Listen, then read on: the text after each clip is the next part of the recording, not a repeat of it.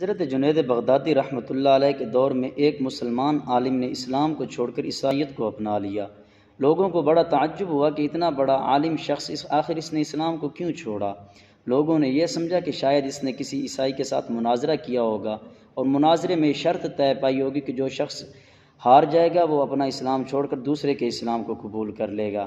دو دوسرے علماء تھے اس وقت کے، وہ اس کے پاس گئے اور انہوں نے جا کر اس سے پوچھا کہ تجھے کیا مجبوری پیش آئی کہ تو نے اسلام کو ہی چھوڑ دیا؟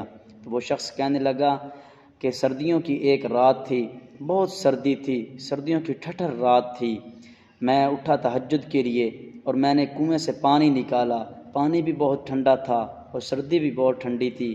وہ شخص کہنے لگا کہ میں نے وضو کیا اور تہجد کی نماز پڑھی۔ تہجد کی نماز پڑھنے کے بعد جب میں فجر کی نماز کے لیے مصلی امامت پر گیا تو میرا وضو جو ہے وہ ٹوٹ گیا، میری ہوا خارج ہوئی، میرا وضو ٹوٹ گیا۔ تو وہ شخص کہنے لگا کہ میں سوچ ہی رہا تھا کہ اگر میں اب وضو کرنے جاتا ہوں تو وہی ٹھنڈا پانی ہوگا، وہی سردی ہوگی۔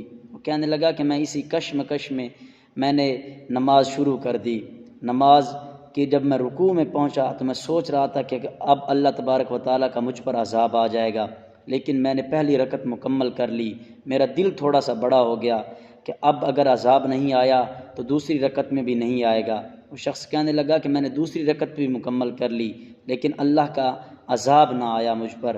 وہ شخص کہنے لگا کہ اسی طرح میرا معمول بن گیا، پھر میں وضو کرتا ہی نہیں تھا، میں جا کے فجر کی نماز پڑھ دیتا، کوئی اور نماز پڑھ لیتا، اور ایک دن ایسا آ گیا مجھ پر کہ مجھ پر غسل جنابت فرض تھا لیکن میں نے غسل نہ کیا اور اسی طرح جا کر نماز پڑھ لی۔ تو میں سوچ رہا تھا کہ اگر یہ دین سچا ہوتا تو مجھ پر عذاب ضرور آ جاتا۔ تو وہ لوگ جو بیٹھے ہوئے تھے ان میں سے ایک شخص کی چیخ نکل گئی، وہ کہنے لگا کہ بدبخت، شاید تو یہ سمجھتا ہوگا کہ اللہ تبارک و تعالیٰ کا تجھ پر عذاب نہیں آیا، سب سے بڑا تجھ پر عذاب آیا ہے۔ تو کیا سمجھتا ہے کہ تجھ پر عذاب آتا مسجد کی چھت ٹوٹ پڑتی تجھ پر، تیرے سینے میں کوئی آ کر مکہ ٹھونس دیتا؟ شاید تو یہ سمجھتا ہے کہ تجھ پر یہ عذاب آتا، حالانکہ سب سے بڑا تجھ پر عذاب آیا کہ اللہ تبارک و تعالیٰ نے اپنا اسلام تجھ سے چھین لیا ہے۔ یہ دوستو، یہی چھوٹے چھوٹے گناہ ہمیں کہاں سے کہاں لے جاتے ہیں۔ اللہ تبارک و تعالیٰ آپ کو اور مجھے بچائے رکھے۔ جزاک اللہ خیرہ۔